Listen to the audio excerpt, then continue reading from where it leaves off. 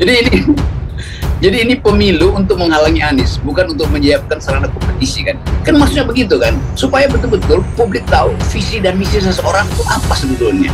Gimana visi dan misi itu kita ketahui? Jadi kampus nggak ada orang pamer visi dan misi di panggung dangdut atau jalan-jalan bagi-bagi lempar-lempar sembako kan? Bukan itu yang kita inginkan. Kan gila nih.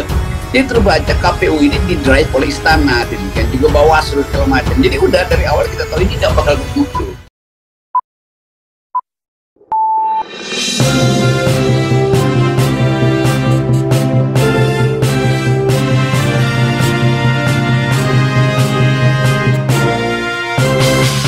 Yakin banget KPU dan Bawaslu disetir istana. Rocky Gerung, pemilu ini untuk menghalangi Anies.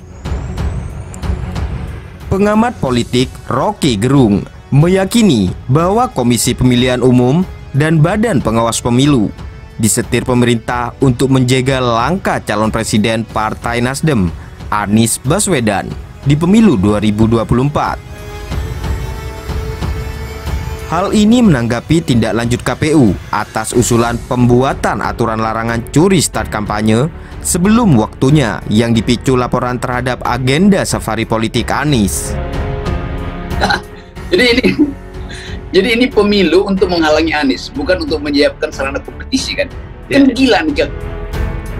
Bahkan tindak lanjut KPU terkait larangan curi start kampanye sebelum waktunya menunjukkan bahwa penyelenggara pemilu disetir istana, sehingga Rocky memprediksi pemilu 2024 tidak akan bermutu.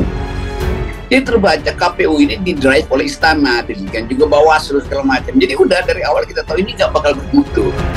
Seharusnya, kata Rocky, para calon presiden termasuk Anies diberikan ruang untuk menyampaikan visi misinya di lingkungan kampus.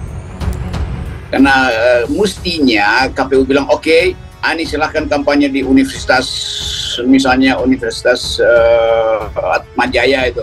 Kalau begitu lawannya mesti Universitas Indonesia supaya lebih keren itu diujinya itu. Kan maksudnya begitu kan? Supaya betul-betul publik tahu visi dan misi seseorang itu apa sebetulnya.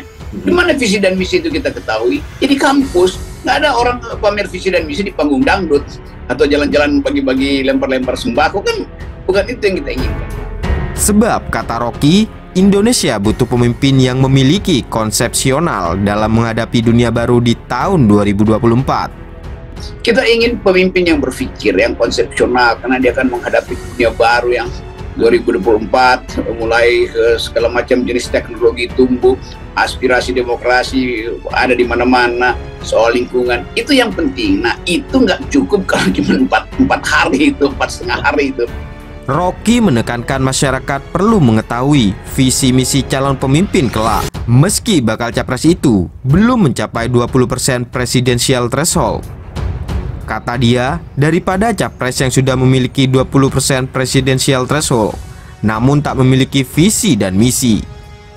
Kan mestinya dari awal bilang aja, oke, siapa yang mau jadi capres? Oh, ini baru pemanasan visi dan misi. Saya ingin jadi capres, tapi saya belum punya 20%. Oke, nggak apa-apa. Yang penting orang udah tahu visi Anda. Daripada yang punya 20% nggak punya visi, kan bagaimana coba? Jadi hal-hal yang paradoks begitu tuh.